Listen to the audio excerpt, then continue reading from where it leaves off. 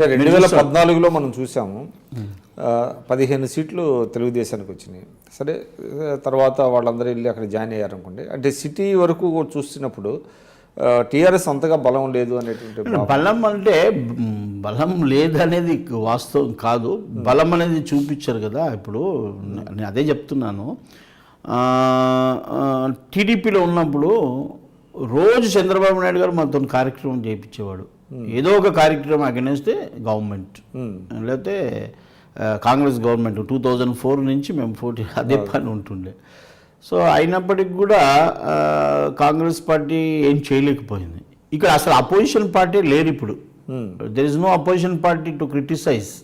Even though party work చేసుకుంటూ పోతుంది, government work చేసుకుంటూ పోతుంది. అది పబ్లిక్ గమనించారు అంతా కూడా. ఏదైనప్పటికి కూడా కొద్ది గొప్ప చేస్తూ ఉన్నారు, ఇంకా చేయబోతారు, వాళ్ళ స్కీమ్స్ బాగున్నాయి అని చెప్పి ఎగ్జాంపుల్ అండి. ఇప్పుడు కేటీఆర్ గారు ఉన్నారు, సిటీలో బ్యానర్స్ అసలు పెట్టకూడదు, తీసేయాలి అని చెప్పారు. తీసేస్తున్నారు, మీరు కనిపించట్లేదు ఇక్కడ. ఈవెన్ ఓన్ పార్టీ వాళ్ళు కూడా ఫైన్ వేశారు. రీసెంట్లీ మన దానం నాగేందర్ కూడా బ్యానర్ కట్టిస్తే ఫైన్ వేశారు. సో ఇవన్నీ కూడా జరుగుతూ ఉన్నాయి. ఎంత మ్యాక్సిమం చేయాలనో చేస్తూ ఉన్నారు. ఇటు కొంతమంది కరప్ట్ కార్పొరేటర్స్ ఉన్నప్పటికి కూడా వాళ్ళందరినీ కూడా సీరియస్గా వాళ్ళని ఇది చేయడం జరుగుతూ ఉంది. ఇవన్నీ జరుగుతూ ఉన్నాయి. అంటే ఇంత ముందటి మాదిరిగా ఏదో డబ్బులు దోచుకోవడం, ఏమో భయపేయడము అలాంటివన్నీ కూడా లేవు ఈరోజు. ఇప్పుడు లా అండ్ ఆర్డర్ విషయంలో కూడా సిటీలో మీరు చూశారు, వాహనాలు నాకు తెలిసినంత మటుకు పోలీస్ వాళ్ళకి జీప్ ఉంటే ఆ జీప్ ఫోన్ చేస్తే తోసుకుంటూ వెళ్ళేవాళ్ళు ఒక్కోసారి ఆగిపోతే. అలాంటివన్నీ కూడా మెరుగుపరిచారు. మంచి కొత్త వెహికల్స్ ఇప్పించారు, వాళ్ళకి మంచి పోలీస్ స్టేషన్స్ చేశారు, వారికి శాలరీస్ కానీ ఇన్సెంటివ్స్ కానీ అలాంటివన్నీ కూడా పెంచారు. సో ఇవన్నీ షీ టీమ్స్ అని పెట్టారు. అదే కాకుండా మున్సిపాలిటీలో కూడా ఎమర్జెన్సీ సెల్స్ అని చెప్పేసి ఇవన్నీ కూడా జరుగుతున్నాయి. ఇప్పుడు వర్షం వచ్చినప్పుడు మనమైతే చెప్పలేం కదా, వర్షం వచ్చినప్పుడు అన్నీ జరుగుతూ ఉంటాయి. ఈరోజు తుఫాన్ వచ్చింది, శ్రీకాకుళంలో ఎలా కొట్టుకు ఎవరు ఆపలేరు కదా, చంద్రబాబు నాయుడు గారు కూడా ఆపలేరు. కానీ దాన్ని బాగా ఐటీ విషయానికి వచ్చినప్పుడు హైదరాబాద్లో కానివ్వండి, ఇక్కడ సైబరాబాద్లో కానివ్వండి, గతంలో జరిగిన డెవలప్మెంటే తప్ప కొత్తగా జరిగింది లేదు. చాలా జరిగినాయి.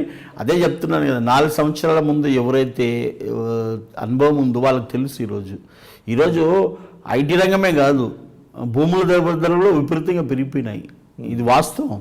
మీరు ఎక్కడ చూడండి అసలు ల్యాండ్సే దొరికాయి. ఎందుకంటే ఇక్కడ ఆ విధంగా వచ్చింది, పబ్లిక్లో ఒక నమ్మకం కుదిరింది. కేసీఆర్ ప్రభుత్వంలో ఇక్కడ మనకు లా అండ్ ఆర్డర్ విషయంలో కానివ్వండి, ఇతర ఇప్పుడు ఫెసిలిటీస్, ఇప్పుడు ఒక ఇండస్ట్రీ పెట్టాలంటే అన్నీ జాయింట్గా పర్మిషన్స్ మీకు వితిన్ 15 డేస్లో వచ్చేస్తున్నాయి, సింగిల్ విండో. సో అదేవిధంగా ఎంఎన్సీ కంపెనీస్ రావాలంటే you can approach directly from department is there. వాళ్ళు ఫస్ట్ డిస్కస్ చేస్తారు what is your this thing and వాళ్ళ ల్యాండ్ అలాట్మెంట్స్ కానీ అవి కానీ అవన్నీ కూడా జరుగుతూ ఉన్నాయి, మంచి జరుగుతూ ఉన్నాయి. అంటే ఏదో పెద్ద షో ఆఫ్ కాకుండా జరిగేటివన్నీ మంచి జరుగుతూ ఉన్నాయి. Everybody is happy. ఇక్కడ జాబులు తగ్గలేదు. అసలు యాక్చువల్గా చెప్పాలంటే హైదరాబాద్కి ఇంకా రావడం పెరిగింది, ఇప్పుడు ఇంకా పెరిగింది.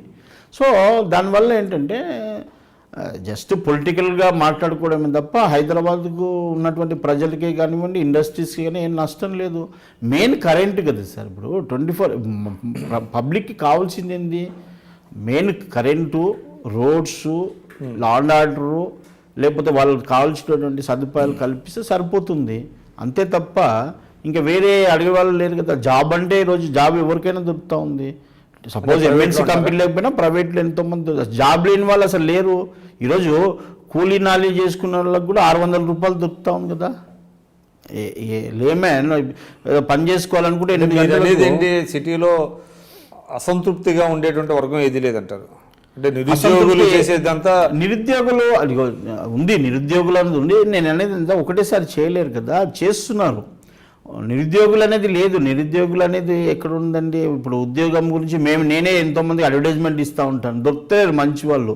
క్రీమ్ కూడా ఉండాలి కదా ఉద్యోగం చేయడానికి, స్కిల్డ్ వర్కర్స్ ఉండాలి కదా. ఇప్పుడు నేనే ఎలక్ట్రీషియన్, ప్లంబర్స్ కానీ ఇంకోరు కానీ దొరకరు. అదే కాకుండా ఇప్పుడు పాపం ఇంజనీర్స్, డాక్టర్స్ వాళ్ళకు కూడా అసలు జాబ్ లేకుండా పోయిందంటే ఏంటంటే సెల్ఫ్ ఎంప్లాయ్మెంట్ దొరుకుతుంది, వాళ్ళు చేసుకోవాలంటే దొరుకుతుంది. కానీ ఏంటంటే గవర్నమెంటే జాబ్ అంటే కష్టం.